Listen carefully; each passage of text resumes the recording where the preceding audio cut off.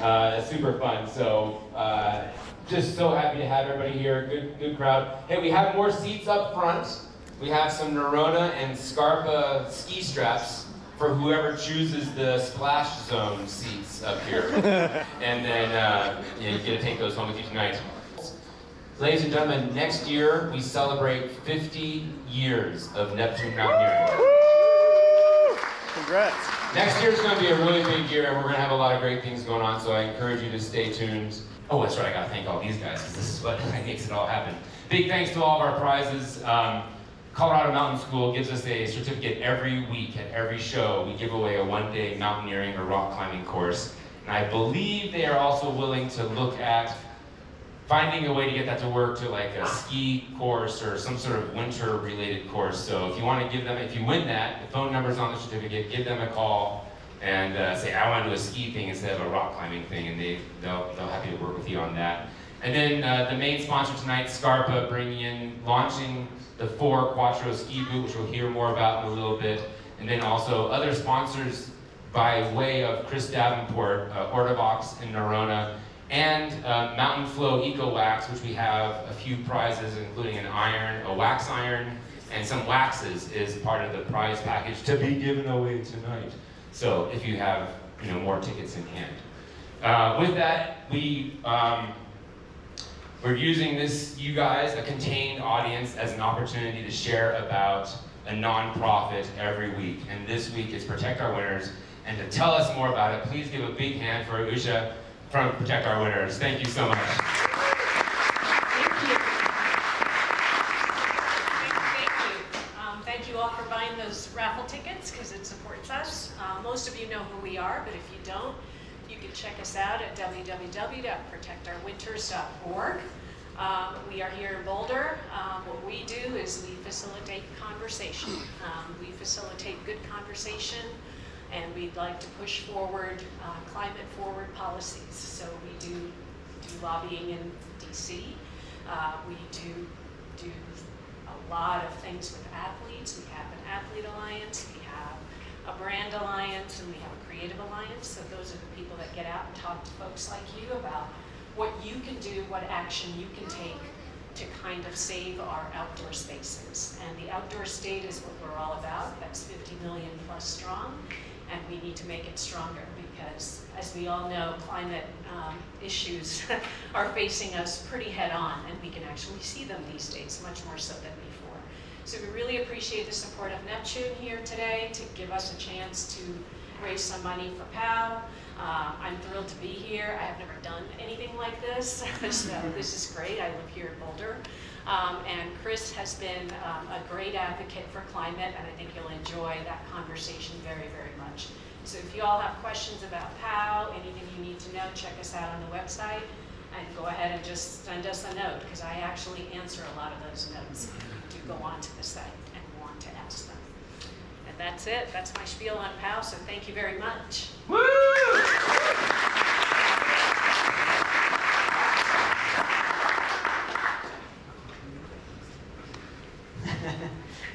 Anybody want to come up and say hi?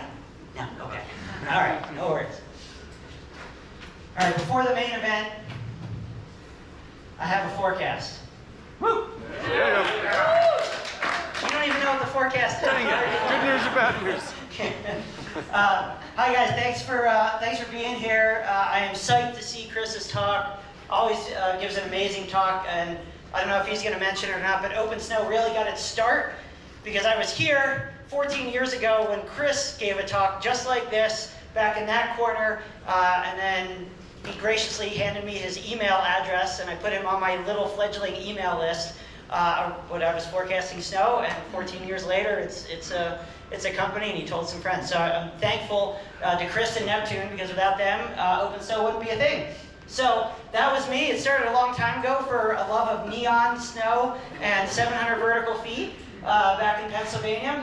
And now Open Snow, you guys probably know Open Snow, but we do weather forecasting and trying to find powder. And I write this thing called the Colorado Daily Snow, which is super weather nerdy and where am I going to find snow. But enough about me. Meteorologists are pretty good about some things. You can see that. That's the best season to find foliage. Fall. Sometimes we give 100% correct forecasts. But a lot of times, We do not. And one of those times is a seasonal forecast. What's going to happen for the next 6 months? We're generally not very good at that. This is a La Niña season. Generally, that's the storm track for La Niña. There's Colorado. So you might say, well, that could be good for us. Maybe it is. Maybe it's not. Let's take a look. This is a conglomeration of computer models that show how much it's going to snow or not snow. This is actually precipitation. But that green splotch right in northern Colorado kind of shows a decent storm track, right? So this is the forecast for this winter, averaging about 10 computer models, and green is pretty good, a lot of snow, or rain if you're somewhere not in Colorado, gray or white is kind of at least average. So that looks pretty good, but here's the kicker. I'm now going to show you the same map, but I'm going to gray out the areas that have low forecast skill. So where the model just doesn't do well historically. Maybe it's right, maybe it's wrong, but we just don't know. So, it's definitely going to snow. Whether it's going to snow a lot or a little, we're not good at that 6 months out. But this is a La Niña season, and I'll talk more about La Niña in 2 weeks or 3 weeks when I'm back. But I want to give you that little preview. I also want to give you a quick preview of the forecast for the next couple of weeks. Do you guys know what the forecast for the next couple of weeks is? Dry? Yeah.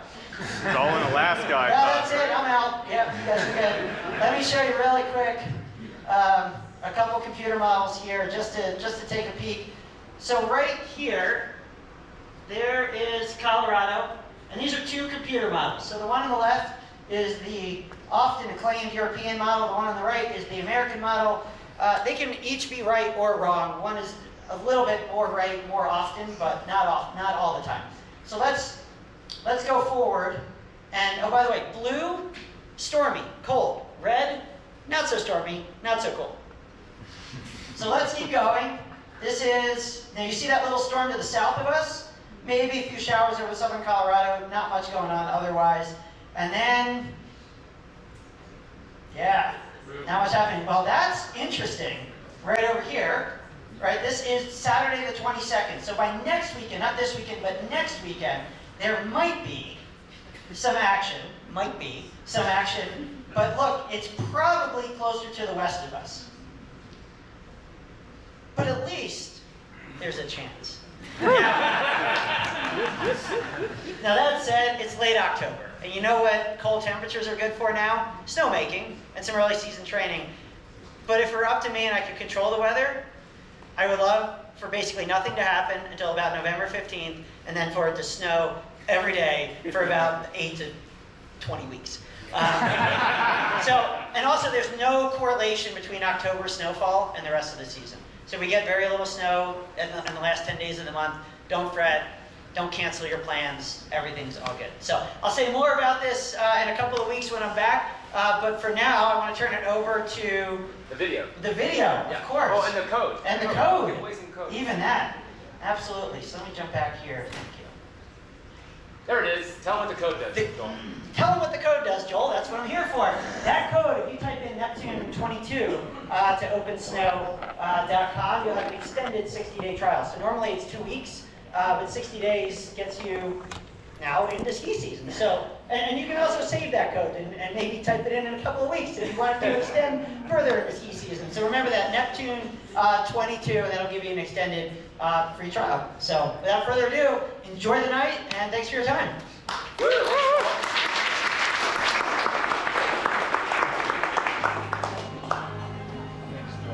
Where are you going? You know, I do what I want.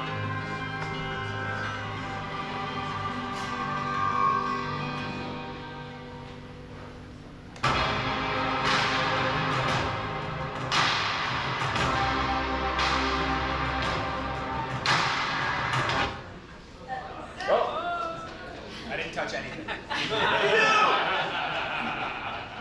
Java. Java development kit? No. That's old school, Let's isn't watch it? this again. Oh wait. I didn't do that. There we go. Where were we? Here. Yeah, there you go. That's where you were. JavaScript. I don't know. JavaScript. That's weird.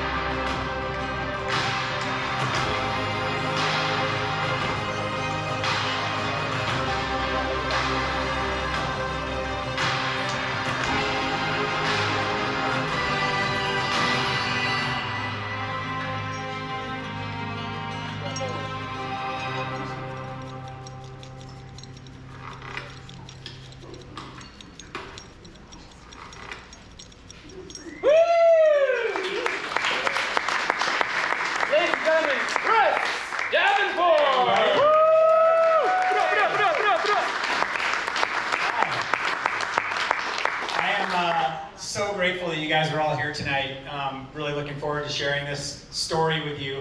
I want to start by thanking a few people. Joel Gratz, as he mentioned, 14 years ago, I was here doing a slideshow about skiing all the Colorado 14ers. And this young meteorologist nerd came up to me like, hey, I've got this email list, and as he told the story, we've been fast friends ever since. Thanks, Joel. Thanks, Sam. Thanks, Open Snow, for being here. For sure, Scarpa. I've been working on that ski boot, the 4 Quattro that you see here, for a number of years, and we're really excited to have that out. It is an incredible all-mountain, do-everything hybrid ski boot. Also want to say thanks to Usha and Pau. I was a founding board member of Protect Our Winters going back to 2008, and it's been very dear to my heart for many, many years.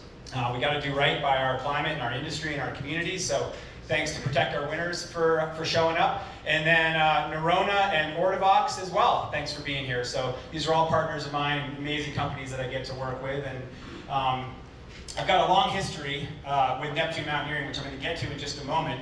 But I'm really grateful that you guys are here because I was driving down from Aspen today, where I live, and my oldest son is a senior here at CU. And I called him, I said, hey, I'm on my way down. I've got this slideshow tonight at Neptune. It'd be great if you and your friends want to come. And he was kind of like, okay. And I could tell he wasn't coming. And I didn't know this, but apparently the new Matchstick Productions ski movie is playing at the Boulder Theater. So that's where all the cool kids are. So us nerds are here talking ski mountaineering and backcountry, and all of them are at the Boulder Theater. So he's not here, so don't worry about it. But I also went to CU and got here in the fall of 1989, dating myself. But that spring, it was spring 1990, I was out climbing in Boulder, in El Dorado Canyon. Some friends of mine and I had just gone up the Bastille Crack, and we had come down and we were bouldering at the base of the Bastille. If any of you know that area, it's pretty fun. And there's this guy with his shirt off, long hair, short shorts, bouldering around next to us, and we start kind of talking to him. He's got a British accent. I won't even try to copy it because it's like so legendary. And he starts showing us some moves. He's obviously a very, very good climber. I'm new to Boulder. I don't really, even though I love climbing, I didn't really know the scene. And he says, oh, I'm doing a slideshow tonight at Neptune. You should come, drink some beers, and watch my show. It's a terrible, terrible accent, but I said, great, like, what's your name? He said, oh, my name's Derek Hersey. Anyone know who Derek Hersey was? Yes, total legend. Derek is a British climber, lived in Boulder, was one of the most well-known free solo climbers of his generation. Sadly, passed away climbing in Yosemite. But I came to the slideshow that night, and it opened the door. I hadn't been in Neptune Mountaineering before. We sat on the rug, drinking stout, watching Derek tell hilarious tales of his climbing career. Gary Neptune introduced it, and I was just kind of wide-eyed, looking at all the memorabilia and the history on the walls of this place. It was amazing, and subsequently I came to many slideshows at Neptune while I was here in college. A lot of climbers and alpinists. For some reason back then, skiers weren't really doing slideshows.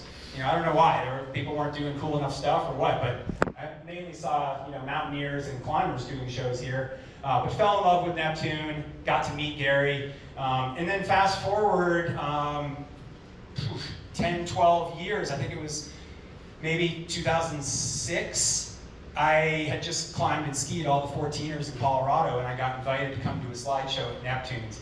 And for me, that was like the greatest. I was like almost in tears when I stood up in front of him, because this place held such a special place in my heart, having seen those early slideshows as a college kid.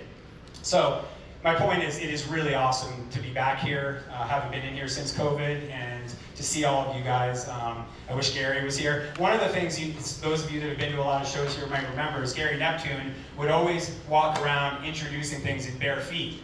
You guys remember that? Never wore shoes. I was going to do that tonight, and then there's not a rug anymore. I don't know. So I have my shoes on. But thanks, Gary, for all you've done. And nowadays, some very close family friends of ours, the Wade family, now own Neptune Mountaineering, and they're amazing. They own the Ute Mountaineer in Aspen as well. So this place is in great hands, and it's just awesome to be back. So that's my little intro. I was thinking about what I wanted to share with you guys tonight. Is it Himalayan stuff? Is it skiing in Antarctica? But more recently, the last like 6 or 8 years, I've really fallen in love with this particular type of backcountry skiing. We call it airplane skiing, which is basically taking a small airplane into very remote places, bringing lots of comfortable camping gear, and sleeping on a glacier and going ski touring, ski mountaineering. So I want to tell you what it's like to go to Denali National Park in Alaska, one of the wildest, most incredible, most inspiring mountain environments that I get to travel to. I've done, I think, 7 trips there now. First one was a long time ago, I think it was 1999. And at that point, I wasn't enough of a mountaineer yet. I was kind of still just like free skiing competitor in the X Games and all that kind of stuff. I loved backcountry skiing, but it wasn't like my total focus. So I'm not sure I really saw the potential of the place back then. And it wasn't until the mid-2000s that I went and climbed and skied on Denali with some friends that I went, oh, this place has really big potential. So, moving forward here, it's a spring trip. You go up there typically in the months of April or May, and you fly up to Anchorage from Denver direct, no problem. And we'll talk about, one of the reasons this is such a great trip is it's quite affordable. It's not heli skiing, it's not going to some fancy resort. You can do this on a pretty lean budget. You fly to Anchorage, you drive up to the beautiful town of Talkeetna. It's kind of the entryway to the Alaska range. Talkeetna in the spring typically has the biggest puddles you've ever seen in your entire life. They're like small ponds that you have to walk through. I always wonder why everyone in Alaska wears those extra tough rubber boots. This is why. There's just water everywhere.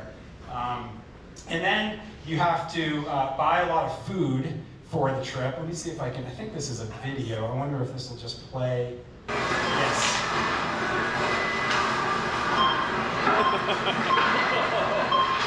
Bam! Yeah. You're going to feed some mountaineers for 10 days on the glacier. You got to get a lot of food. So you stop along the way and you go spend, I don't even know, $800 for 4 or 5 skiers for a 10 or 12 day trip. It's always kind of fun. We write it all out. I love doing the menus. I love the logistics of these things, the planning that comes with it. Apparently this photo was taken before there was the internet. We're looking at the map on a table, but I'm a map guy, so I love looking at paper maps anyway. It's just more visceral. This particular trip, this slideshow is actually a combination of a number of different trips that I've done. This one here is with 2 brothers, Jim and John Morrison, and a photographer, Christian Pondella. And I think this was in 2007. So we were going up there to go do a ski mountaineering trip on this area called the Talkeetna Glacier, which I have in a video, but it's basically, I think it's this little glacier area right here. Let's see if this video will play. I think it will. Yeah. No sound on this one. But this big glacier in the center is the Talkeetna Glacier. It's one of the main glaciers that comes off right there, the summit of Denali. That's the summit of Denali, the West Buttress route, Mount Foraker right here, which is the second highest peak in the park. So you're flying in and landing just off the Talkeetna Glacier on one of these glaciers on the right, and the elevation is actually only 6,000 feet. So it's not that high, coming from Colorado, it's no big deal. But a little bit of a graphic look at Denali, the Ruth Glacier, Mount Huntington. Anyone spend any time in the Alaska range in here? Good, a few of you. You guys know what I'm talking about, and it's just mind-blowing. You'll never get used to it, it's so big. So yeah, we're going to be just off the side of the Talkeetna Glacier. Literally from our camp, you can look down. The Talkeetna is massive. I want to say it's 28 miles long. It's several thousand feet deep. And it's where you have to go. If you're going to climb Denali or ski Denali, you land and you have to skin all the way up the Talkeetna Glacier, maybe Camp 1, Camp 2, you get up around Windy Corner, there's high camp on Denali and all that kind of stuff. But the difference is you have to tow, you have to pull all your gear for what might be a 2 to 3 week expedition. It's a lot of work. What we're talking about here, airplane skiing, none of that. None of that. You can bring a lot more gear. We're bringing, I brought a cot this year. We're sleeping very comfortably. We have an incredible kitchen. But, the airplane, even though it can carry a lot of weight, they want to know how much weight they have on the plane. So one of the things you do is you weigh all your gear. This is my scale, right, or the scale that we're using here. Bring in our ski bags, multiple pairs of skis, very, very comfortable gear for this trip. And then you get in there, and this is the airplane that makes all of our dreams come true. Does anyone know what plane this is? Close, no. It's the Otter, the turbine Otter. So this plane was probably built in the late 50s or early 60s, and it's been converted to a jet engine, turbine engine, and it is so powerful. In fact, one time I was going into the Wrangell St. Elias Mountains, and my friends were already in the mountains, and so I was coming in a couple days later, and the pilot came and picked me up at this trailhead and landed in the plane, and I got in, and I turned around and looked behind me, and there was 6 50-gallon drums in the plane. And asked Paul, the pilot, I'm like, what's that? He's like, oh, that's jet fuel. He was literally flying with 300 gallons of jet fuel and right behind us. And for this plane, it's no big deal, but that was a little unnerving. So anyway, you take off from Talkeetna, you get this beautiful flight into the Alaska Range, mountains all around you. You literally start feeling smaller and smaller and smaller as you go in there. These aren't even named peaks. These are peaks that, they have no names. They're small. Maybe we're starting to get up towards something big back there, Mount Hunter. But here's the plane coming in, and a little bit of a video of flying. This is, I believe, the Ruth Glacier. I wonder if is that not gonna play? Okay, you get the picture. Just surrounded by huge mountains, and then you're gonna land. You're gonna step out of the plane. You're gonna unload all your gear. The pilot's gonna take off, and then it's silence, and it's just you and your friends. And look at these peaks. It looks like you're in the Himalaya.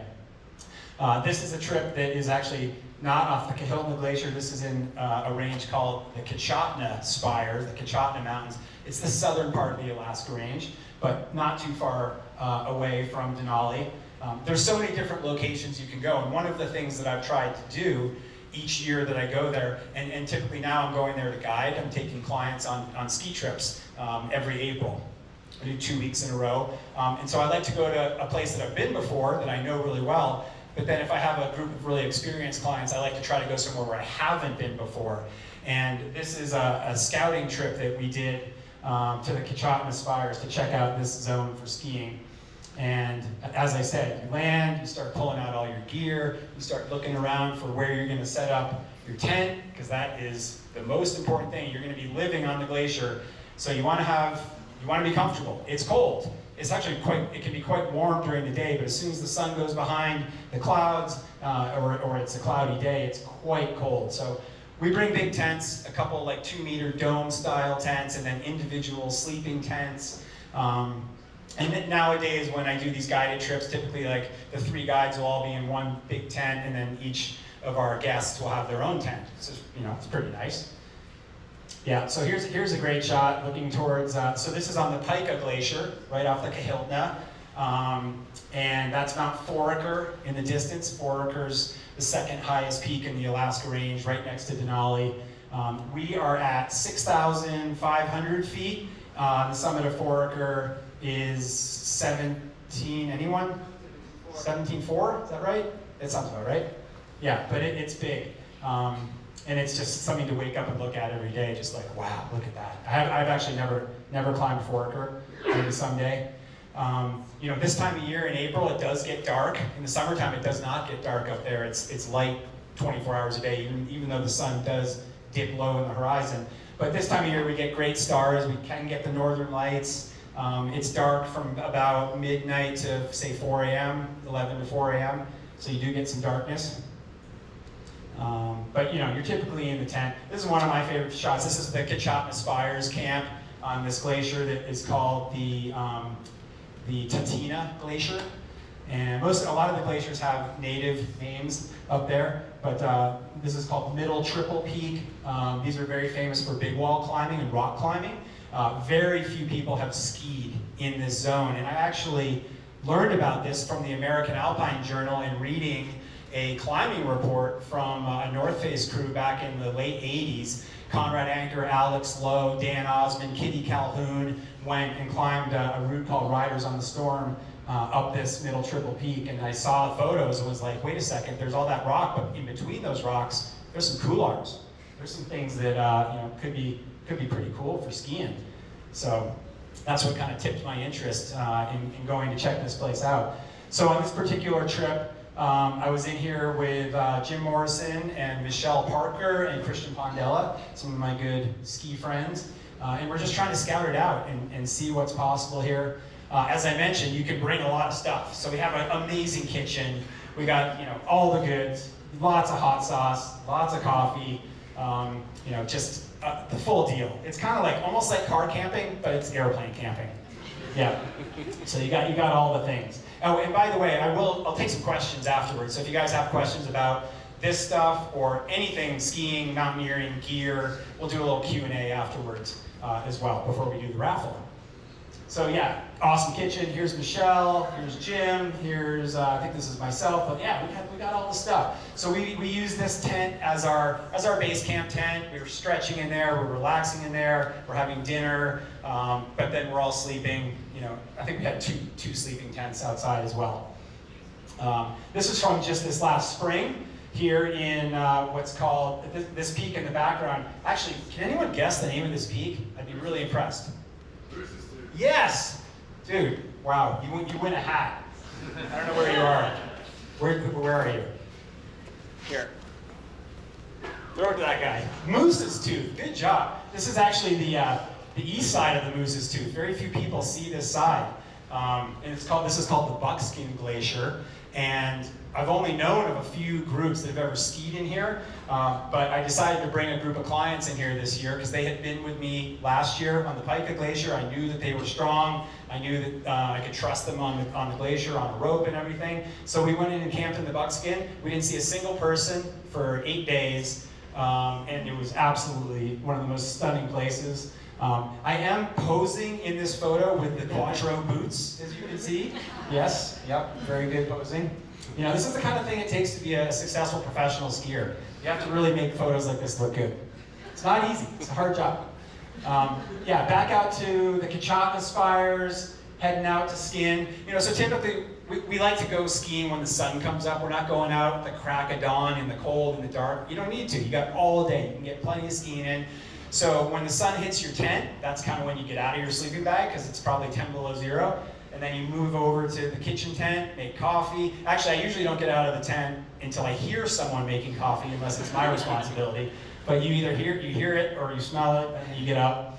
And then have a nice breakfast and get geared up and hit the glacier for a skin and for an objective. This is back on the Buckskin Glacier with the Moose's Tooth behind us. There's actually I haven't done them, but there's some really cool alpine climbing routes that go up this side of the Moose's Tooth. They're very hard. I don't recommend them. But this is just gorgeous. And I just feel like, this happens in Colorado to a degree where you're just like surrounded and you're in awe all the time looking around. But this is just kind of next level of that. So here I am leading the group up the glacier, going to look for some terrain to ski. Obviously none of that is on the Moose's Tooth. That's all very, very steep, but very impressive. Oh, and that's 7,000 feet of vertical relief from here to here. So that's Himalayan in size, really, really big, and really impressive. And I just couldn't get enough of it. And I'm hoping we'll go back there next spring in April. Getting up high, again, that's Moose's Tooth in the distance. We're not necessarily looking to do extreme skiing here. You're kind of far away, you're pretty remote. You don't want anything bad to happen. So conservative approach is a good approach. The good thing with the Alaska range, typically in April, you've got a pretty compact snow profile. It snows a lot during the winter and spring. There's not a lot of buried weak layers there. It does happen every once in a while, but compared to Colorado, it's very easy to wrap your head around what's going on with the snow here in Alaska. There's not a lot of surprises. There's not a lot of lurking issues. There's, sometimes when we have, you guys know the avalanche scale, kind of 1 to 5, low to extreme or whatever. When it's moderate in Colorado, it's level 2. People get pretty hyped to ski, but a lot of accidents happen when it's moderate. We call it scary moderate. We don't really have that in Alaska. It's usually pretty good to go. So But we do spend some time the first couple days building our confidence, right? It's a progression. When I'm out guiding, when I'm with clients, I want the last day of the trip to be the best day. I want them to go home with like, oh my gosh, that's the best day of skiing I've ever had, or that's the best run I've ever had. So we try to build that up and not blow it all out on the first day or two, and have a conservative approach and learn something new every single day that we can then inform like what we're going to do the next day. Lots of glaciers. You're constantly on glaciers. So until we get a certain level of confidence about our route, we're typically on a rope when we're skinning, not when we're skiing. But there's crevasses and things that you just don't want to mess with. Some of these smaller side glaciers don't have as much crevassing as the big ones, like the Talkeetna. So when you're climbing Denali and you're skinning with a 50-pound sled behind you, you're crossing glaciers that would swallow this entire store. Crevasses. They're so huge and they're so scary. Crevasses are probably my scariest thing in life besides spiders and avalanches. Really don't like them. So we try to avoid crevasses. But there's lots of beautiful ice features. I mean, glaciers are just, incredible things, fun to be on. This is a beautiful chunk of glistening ice that probably fell off something higher up, and so we stopped and had a moment checking that out. And then, the climbing part is as much a part of this trip as the skiing. We love ascending snow. I love moving through snow, whether it's skinning, cramponing. We use these vertical climbing snowshoes called verts or billy goats that allow us to climb deep snow that's really steep. If you're trying to climb a 40-degree face and the snow is really deep and you don't have anything on your feet except ski boots, you literally can't get up it. It's impossible. You just are digging a trench. So we use these metal or plastic sort of climbing snowshoes that work really well. Maybe I have a picture of these going forward. Yeah, so crossing crevasses. Oftentimes you'll be going up the main glacier, and then you need to get to a route that you want to ski, which is quite a bit steeper. And typically at that transition point is this feature right here, which is called a... Thank you. Good job. So someone over here said it. There you go. Bergschrund. Excellent geologic term. Or is it geographic? Yeah. But the Bergschrund is where the permanent glacier meets oftentimes seasonal snow or steeper ice. And so you got to figure out how you're going to cross this. So Jim and I just approached this Bergschrund and we're looking at it and I'm going, okay, I could maybe go out left. I think I see a bridge there. So there I am traversing left, looking for this snow bridge to kind of climb up and over and get across this thing.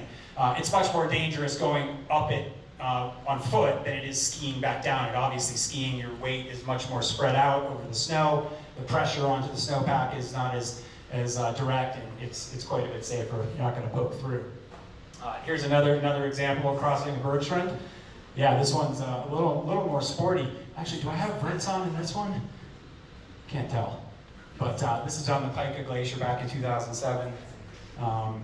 Yeah, hard to climb up and over, but really fun to ski back and down and kind of hop over. Kind of feels like a fun little jump. Here's Michelle Parker climbing into Talkeetna spires. This was one of the steepest lines that we skied on this trip, and you can kind of see in the middle of this face is black ice. So one of the most incredible things, and I don't fully understand it, is how, and I've seen this in the Himalaya, I've seen this in the Alaska Range and in South America, how new snow can fall and stick onto what is a mirror of black ice. And you can ski on it and it doesn't slide off. I think it's humidity, I don't know, it's some special recipe, but when we skied the Lhotse face on Mount Everest, the week before, it was just all black ice. It snowed a foot, and that snow stuck to the black ice. This is what's going on right here as well. I think I have another shot of, this is the black ice, and we're gonna ski down right next to it right here, and none of this snow moves. You can jump on it, you can ski cut it, it's not moving. It's incredible. But it takes some time to kind of build up the confidence to actually do that, because it feels like this shouldn't actually happen. So I wasn't really climbing up the ice here. I kind of went out here for the photo. Again, pro skier stuff, Yeah. Christian Pondella, our photographer friend, is like, yeah, come out here and make it look really cool and tough. And so that was pretty fun. Turns out that ski touring boots, like I think I'm in the Scarpa Mistrale here, actually climb really, really well. In fact, my favorite boot for general mountaineering, ice and skiing is the Scarpa F1. It's amazing. Tons of ankle flexion, and works obviously great with crampons. Those are super. So yeah, so this is last season here in the Alaska Range with 3 clients behind me. We're heading up a cool line. Yeah, we like to try to stay out of the sun. When you're in the sun during the day, it gets quite hot just from the solar radiation. So it's nice to climb up in the shade and then ski down in the sun. Up on, we're not on a rope here because it's not glaciated where we're climbing right now. And although it's steep, the boot packing is really, really good. So it's confidence inspiring. Beautiful views. Another one of the crew back in the Talkeetna Spires. That's that same patch of ice down there that was shown earlier. I like this photo because it's like this pinnacle of rock sticking out. Yeah, this is steep. A couple of these lines were so steep that I was having second thoughts. And I don't know if you follow me on Instagram, but I am steep skiing. But I was like, I shouldn't be steep skiing here. This is too steep. Do you know the degrees on that one? Yeah, like 58, 56. Yeah, like scary steep. Every turn is like The whole way. Yeah, not the whole way, but at least at the top, which is not where you want it to be steep. But yeah, this was actually a nice mellow run, like a great kind of climb run in the Talkeetna Spires. This ridge splitting these 2 glaciers. Oftentimes we'll go out in the morning with an objective in mind, and we'll go up and try to climb and ski a couloir or a face or whatever, and then we'll come back to the tent, we'll make lunch, we'll rehydrate, maybe even have like a little siesta, and then we'll go out in the evening, because the evening light is so great, and the days are really long, and then we try to get back down to the tent right before it goes into the shade, so we can kind of change and clean up and make some tea and start getting dinner and everything like that. Yeah, here we are. This is the top of one of those really steep ones. That's Christian Pondella, Michelle, Jim, and myself. This is what we live for. It was just really, really great, really fun. Surrounding yourself with your partners, your teammates, great people, feeling positive energy. And this is Jim dropping in. And this is 2,000 feet of vert, so long, pretty long. And we're skiing this in stages, right? We're not skiing this top to bottom. There's no way. I don't think you could. It's too steep and it's sloughing. So loose snow avalanches, kind of sloughing coming from your turns. So you typically make some turns and then find a safe spot to pull out where you can wait for your friends, take some pictures, and then kind of regroup and start over again. So we're kind of skiing it in stages, down into the sun and into the shade. And, yeah, I like this photo a lot. Really, really fun. It's fun when you go on a trip like this and you have someone who actually knows how to take pictures. I'm just out with my iPhone and sometimes with a GoPro, but Christian brings a great camera. And yeah, you find some good snow. This was actually this past April on the Buckskin Glacier that I showed you earlier by the Moose's Tooth. Yeah, just unbelievable snow. It stays cold. It holds good, cold, dry snow for quite a while. Not sure what's going on in this one. Maybe I didn't crop it properly, but wow, doesn't that look nice right there? I think maybe that's why I put this in here, because this was one of the, actually that might have been one of the lines that we showed earlier, but that's a steep one, that's a curtain. These are what we would call no fall zones, right? You can't make a mistake here. You ski it very conservatively, kind of one turn at a time. You don't start your next turn until you feel totally balanced. This is not Matchstick Productions. I'm not at the Boulder Theater trying to look rad. I'm trying to ski safely here. If you were to make a mistake up here, you're going to end up at the bottom, and you probably aren't going to be feeling very good about that. So yeah, it's good controlled, conservative, safe skiing. Yeah, I think I put these slides in here because there's some of these cool lines. We skied this right here. This was really awesome, nice and wide. Not that steep. This was probably 50-ish. So for instance, like, the steepest run at a ski resort might be in the high 40s, 46, 47, 48. Those are steep runs, double black diamonds, or even EX, you might see at some ski areas. But then, you get to kind of bigger mountains, you can push 50 or 55. You don't really, if someone comes to you and says they skied 60 degrees, don't believe them, fake news. It's not happening. I tried, it's just too steep. Yeah, this was a good one. This is the line here that I was climbing the ice in. See that ice right there? So there we are skinning. We're going to come up to the base. We're going to avoid this bird shrine, come around it. And this is the 2,000 footer. And just start booting up, booting up, booting up. And then we got to this ice and it was so pretty. We couldn't resist but go out on there.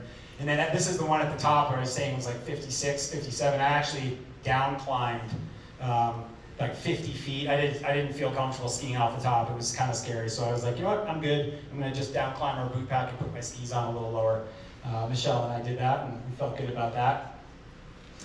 This is looking back down. I'm not sure if you can see our camp, but our base camp is kind of right in the center of the valley there. You end up making your camp wherever the airplane stops. Because you bring so much gear, you're not going to haul it anywhere. So you throw it out of the plane and that's where you set up. Which is usually a good spot. And the pilot knows which is where the good spots are, so he's going to drop you somewhere good. Beautiful granite. You can see why some of these mountains are great for rock climbing. There's huge granite walls all over the place. Really high quality rock. Oh yeah, this is another one of those shots, skiing right down that ice that we had climbed back up. Very cool feature.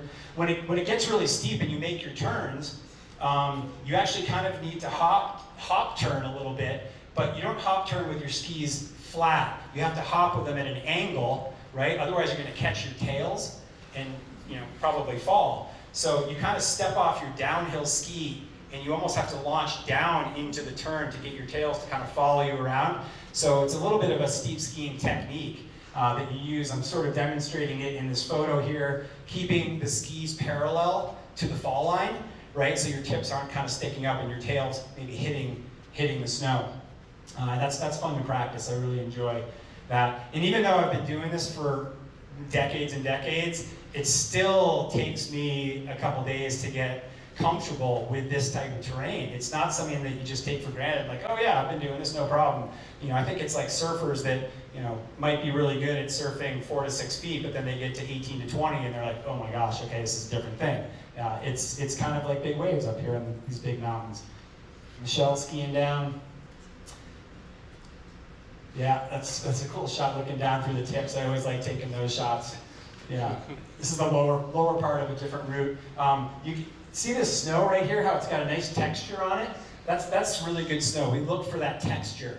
That's dry snow. It tends to be really loose and easy to ski. If you see snow that's totally smooth, it tends to be a wind slab or a crust of some sort. So you get pretty good at identifying what's happening on the snow surface by just looking at it. And we like this textured snow a lot. It's kind of recycled powder. What happens is it snows there, it comes down with a pretty good moisture content because this is a maritime snowpack, because we're close to the ocean in Alaska. But then the nights, especially when they're clear and cold, that'll draw that moisture up out of the snow. Does anyone know what that process is called? Sublimation. Winner. Yes, chicken dinner. Yes, I knew we had some smart people. Yeah. Awesome. Yeah, so there's sublimation happening here, and that snow dries out over time, and you get this texture on it. I call it. There it is. It's really good, you guys. I'm just going to go back and see if this will maybe buffer and play a little better. That's weird. Okay. Really good snow. I have the GoPro in my mouth. That's why it sounds weird. It's really good, you guys.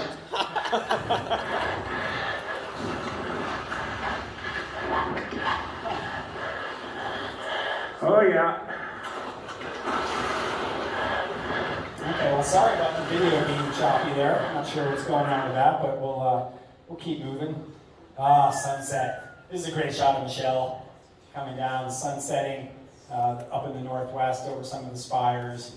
Just gorgeous, the light. So, you can almost feel the light. It's so rich. It's so great, so beautiful. And then coming down to the bottom and watching each other.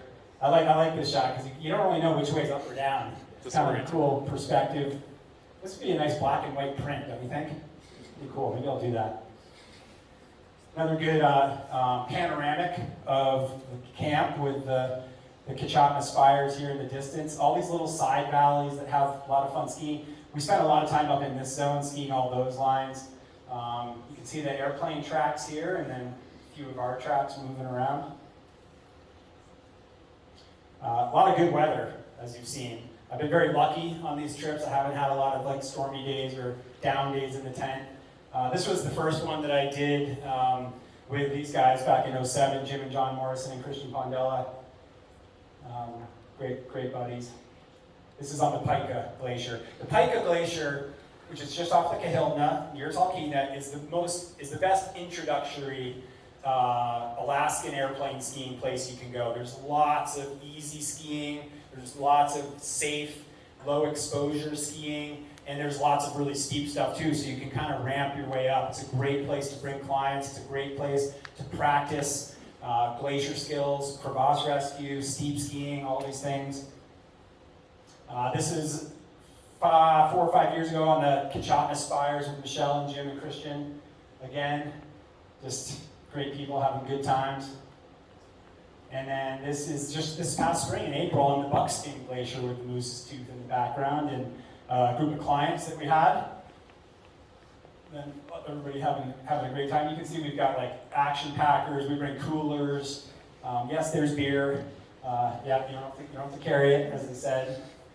So I thought I had a really great video. Here it is. So the Talkeetna Spires is a really remote location. It's part of the Alaska Range, which is the home of Denali, the highest peak in North America.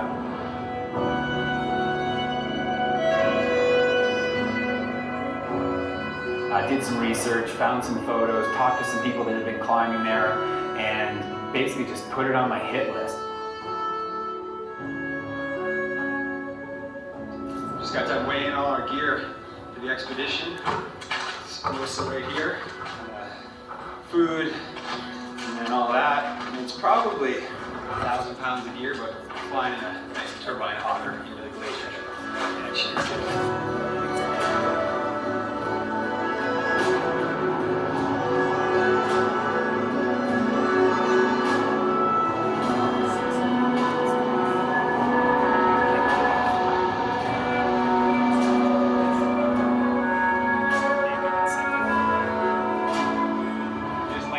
On the Talkeetna Glacier, and holy shit, absolutely one of the coolest spots I've ever been in. My mind's blown. First off, I've never done anything like this, really. This is amazing. One of the great experiences on these trips is when that plane takes off.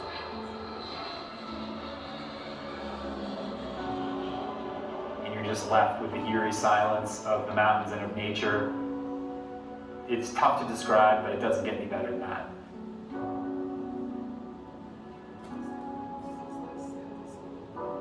We have Michelle's up-and-coming mountaineer, we have this amazing photographer, and it just kind of made for a neat group of people.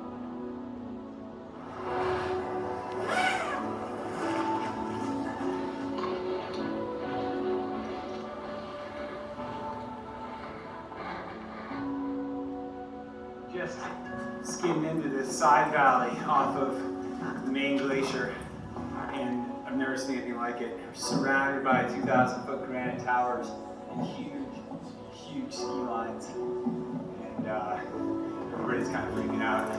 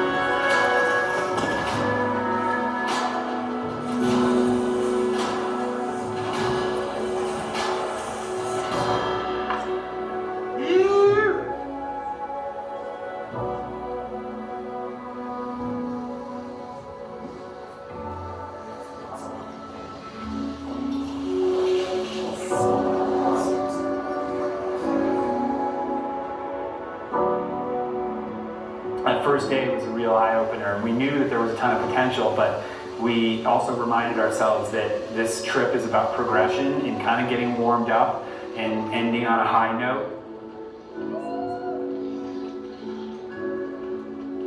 It is very much a relationship that we have with the mountains. It's a relationship of humility and respect, and if you go there arrogant, you disrespect them, you will pay.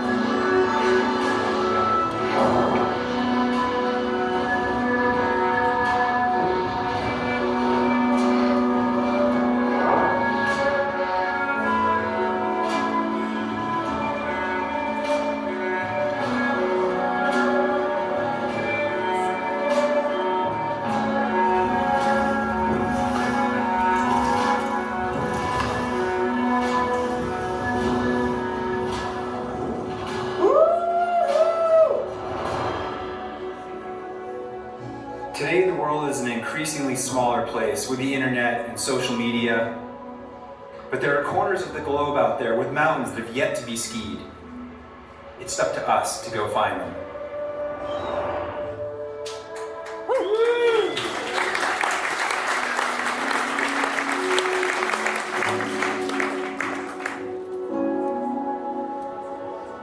Setting up the camp time lapse.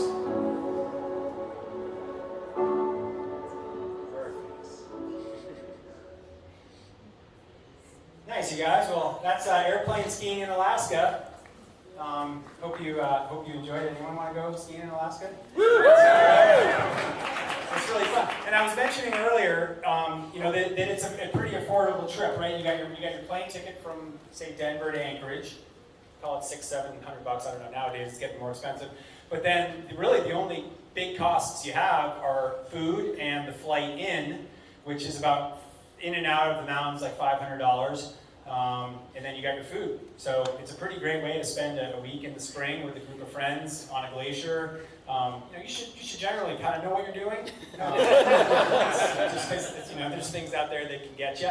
But I would try and encourage you guys to explore up in Alaska. It's a really incredible part of the continent and the world, and a place that I've been lucky enough to go every year, and we'll continue to go back.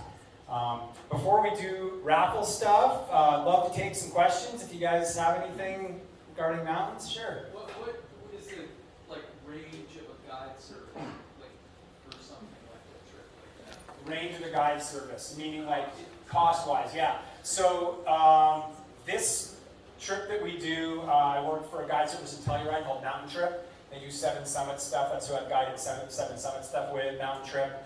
And I believe this week-long trip with Mountain Trip with 3 guides, everything taken care of, including your flight, is $5,200. So yeah, when you start bumping up to a fully guided, customized trip, yeah, the price comes up. What I was referring to earlier was kind of if you were to go on your own, it's obviously cheaper. Yeah. But yes, sir, in front.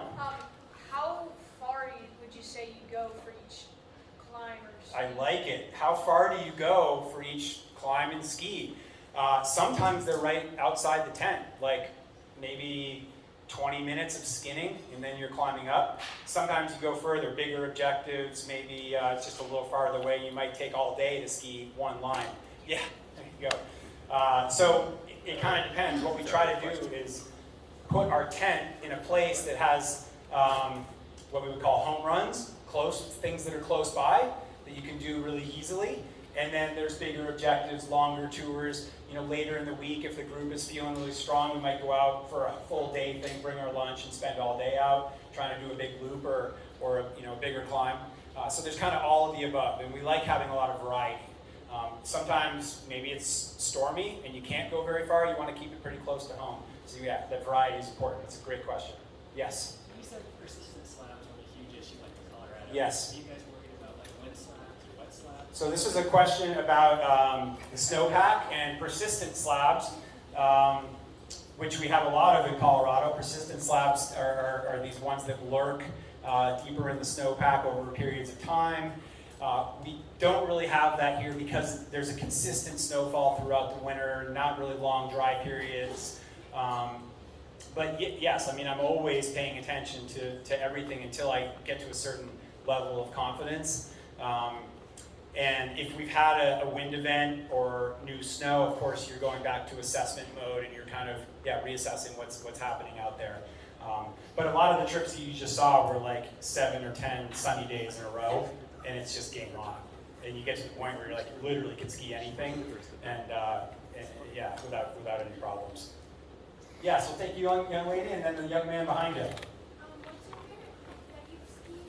What's my favorite peak that I've skied? Oh, it's a great question. It's a tough one. I've been very fortunate to ski a lot of mountains. You know, some people collect art or cars or other expensive things. I collect experiences in the mountains. I've had some good ones. I guess I would say if I had to put 3 peaks on a podium, it would be probably skiing the Lhotse face on Everest, skiing the east face of the Matterhorn, or yeah, I'll put that one up there. And then on Denali, there's a line called the Mesner Couloir in Denali, which is a 5,000-foot couloir. And it's in my book, 50 Classic Ski Descents of North America. There's some great pictures of it in there. I don't know, there's a lot of really good ones out there. I mean, they're in the 14ers in Colorado and the 13ers, and gosh, I'll ski Highlands Bowl all day long. Just take that. Young man, you got a question? How many routes have I put up, and how many routes have I skied? Oof. That reminds me of another challenging question I got from a person your age not too long ago at a slideshow, and this young lady said, "We know you've skied a lot of big mountains, but what's the smallest mountain you've ever skied?" And I was stumped. And you stumped me as well. I've skied, I don't know, in the hundreds and hundreds probably would be my guess. Thank you for that. How about in the back? How's the permit system? Permit system. That's a great question. Very easy. Denali National Park. You can do it online. I think it's $30 for a group of up to. And this is just to ski in the park. If you want a climbing permit to climb and summit on Denali, it's a little more money. It's like maybe $200. I can't remember exactly. And you need to do that way ahead of time because that fills up. But this is easy, and you just do it the day you arrive. They give you a clean mountain can, which is where you put your human waste because you can't leave anything out there. And they make sure you know how to use that. They give you a little chat, and then you're off. It's super easy. Yep, right here. Do you have your eyes on any ski objectives in Alaska outside of the Alaska range? I have, yeah. I've had my. The question was, do I have my eyes on any ski objectives outside of the Alaska range in Alaska? Yes. So my good friend Cody Townsend, who's a pro skier, is trying to ski all the 50 classic ski descents that I wrote about in this book. And it's a very, very audacious goal because some of them are extremely difficult. One of them, in particular, might be the hardest one in the book. It's called University Peak, and it's in the Wrangell St. Elias Mountains. And it's been attempted a lot. It's maybe only really been skied once by a group of Colorado guys back in the 90s. And I would love to do that, but to be honest, as the clock ticks on my career, my risk tolerance is, I'm not sure I'm up for it. I made it this far, we'll see. But yeah, there's so many beautiful things, and that's actually the thing that really attracts me to mountains is the beauty of the line. That's why we wrote that book. It's like celebrating things they catch your eye, and you go, wow, look at that mountain. It's so beautiful, like I want to go skiing on it. Yeah, I don't like skiing on ugly mountains. Or bad snow.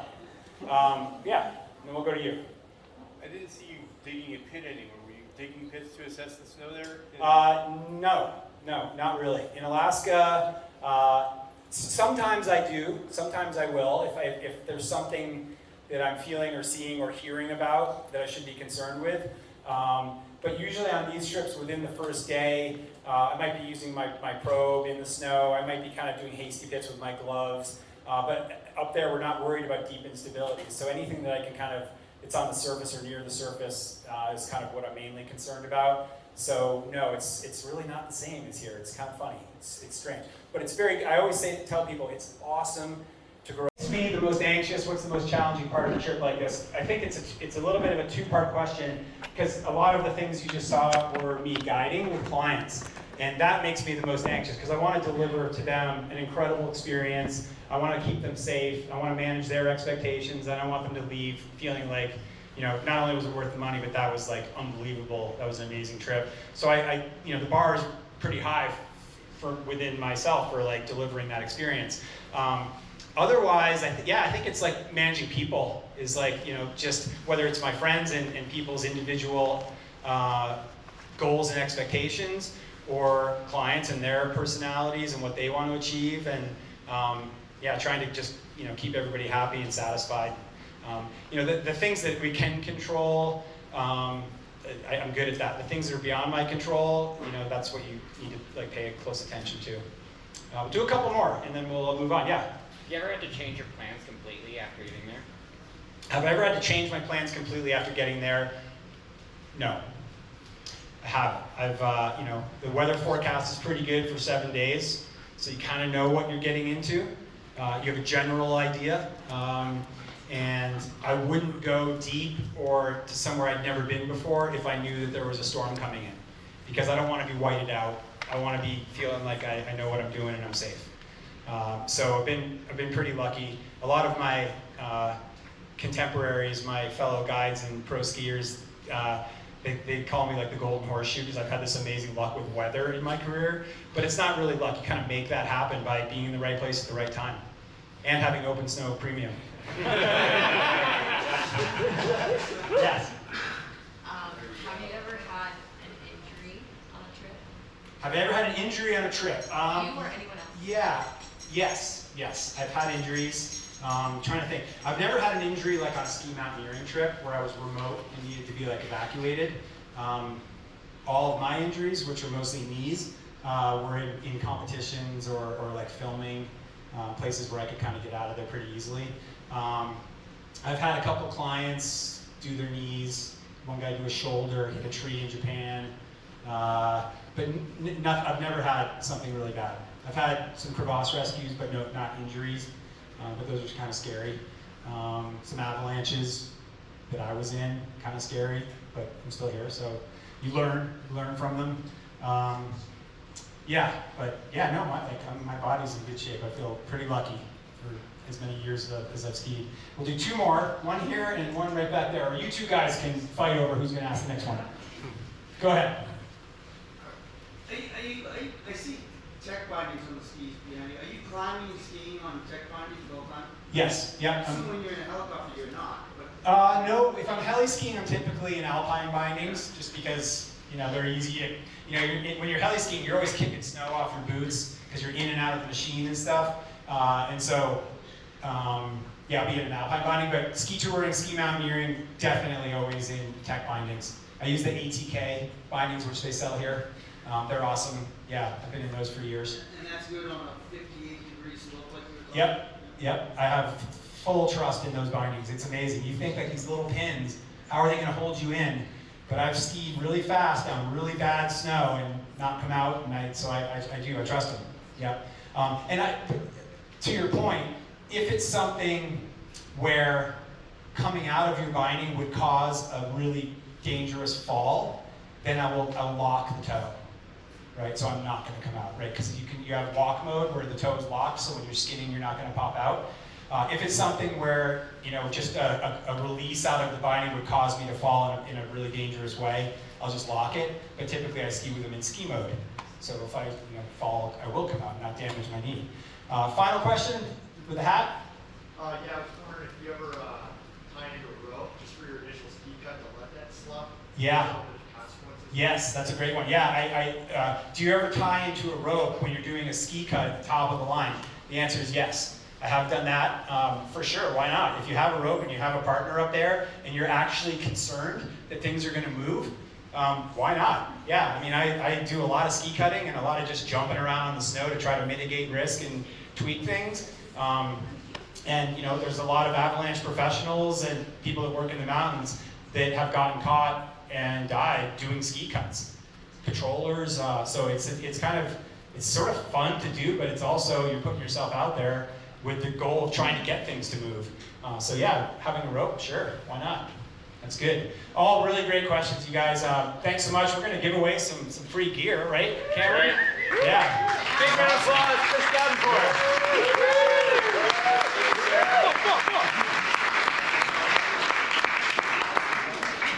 All right, folks. Yeah, Rebel.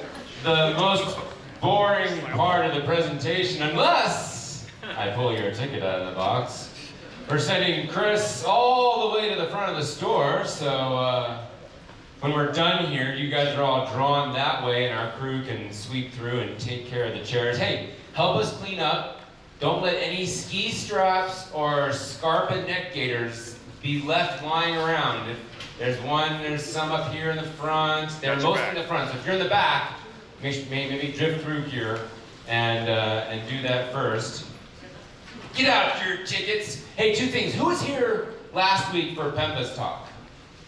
Hey, big round of applause for Scott, who hosted that night, and the team that had to manage some audio-visual difficulties. Big round of applause for the Neptune team that did that. I heard they pulled it off. They texted me and called me. They were like, it's not working. You're trying to fix it. I was on family vacation, but they got it through. So big kudos to them for taking care of that. A second question, who could thoroughly describe the science behind waterproof breathable membranes? Okay, 1.5 of you. Guys, this Saturday, we're having a customer clinic describing and delving into waterproof breathable membranes. It's being hosted by Neurona and Gore-Tex. We have some hands-on demonstrations to show you how that fabric, how that material is actually waterproof and breathable. So if you want to deep dive into that, Chandia, who's here in the crowd, she'll actually be the one giving the clinic. She'll be here this Saturday between 1 and 4 p.m. here at Neptune, up here at the Ski Shop Lounge. So if you're curious about this mythical waterproof breathable fabric, come check that out. With that, the way things work here at Neptune Mountaineering, raffle ticket-wise, we have 6 prizes back there. It is first come, first serve. That means the first person who gets their ticket drawn gets to pick from the prizes. Orderbox backpack, that's a non-Abbey bag, so it's like sub $500 value. A pair of Scarpa boots, the Quattro. The CMS certificate.